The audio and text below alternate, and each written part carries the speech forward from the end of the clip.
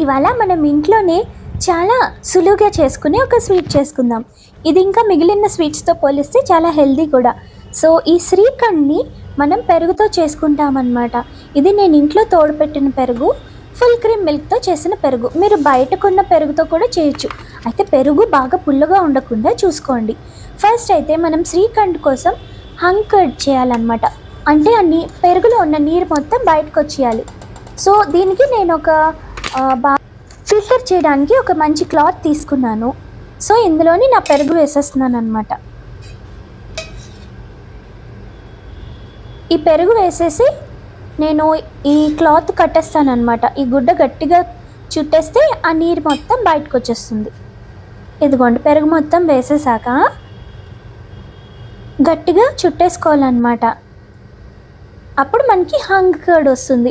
నీరు లేకుండా ఉట్టి కర్డ్ ఉంటుంది కదా, దాన్ని హంగ్ కర్డ్ అంటాం. ఇప్పుడు మనం ఈ స్వీట్ని హంగ్ కర్డ్తోనే చేసుకుంటాం.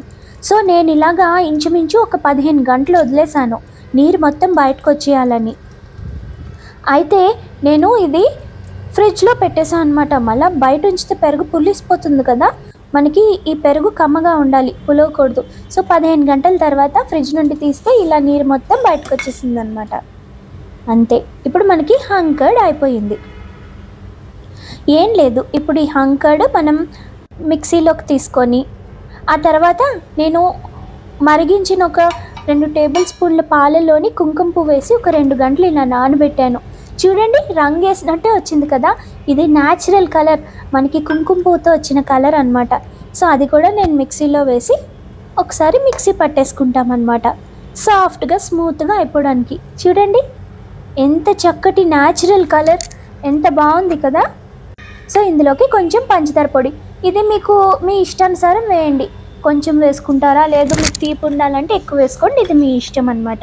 నేను పంచదార పొడి పట్టినప్పుడే అందులో 2-3 యాలకుల గింజలు కూడా వేసేసా. సో యాలక పొడి మీ దగ్గర వేరేగా ఉంటే మీరు యాలక పొడి కలుపుకోండి. అంతే అండి, అయిపోయింది మన శ్రీఖండ్. చాలా సులువు కదా. చక్కగా పెరుగు తినడం ఇష్టం లేని పిల్లలకి ఇలా చేసి పెడితే ఐస్ క్రీమ్లా ఫీల్ అయి తింటారు. ఇలా అయిపోయాక కొంచెం నట్స్ కూడా వేస్తున్నాను. నేనైతే బాదం ఇంకా జీడిపప్పు వేసాను. మీరు కావాలంటే పిస్తా కూడా వేసుకోవచ్చు, మీకు నచ్చిన నట్స్ వేసి. కావాలంటే ఒక 2 గంటలు ఫ్రిడ్జ్లో పెట్టి తీసారంటే అచ్చం ఐస్ క్రీమ్ లాగా అనిపిస్తుంది. పెరుగు తినడం ఇష్టం లేని పిల్లలు మేబీ ఇలా చేస్తే ఇష్టపడచ్చు. కనుక మీరు తప్పకుండా ట్రై చేయండి. అండ్ ఇది చాలా సులువుగా అయిపోయే స్వీట్ కాబట్టి మీరు తప్పకుండా హ్యాపీగా ఏదైనా వెరైటీ తినాలి అనుకున్నప్పుడు చేసుకోండి. Okay, bye.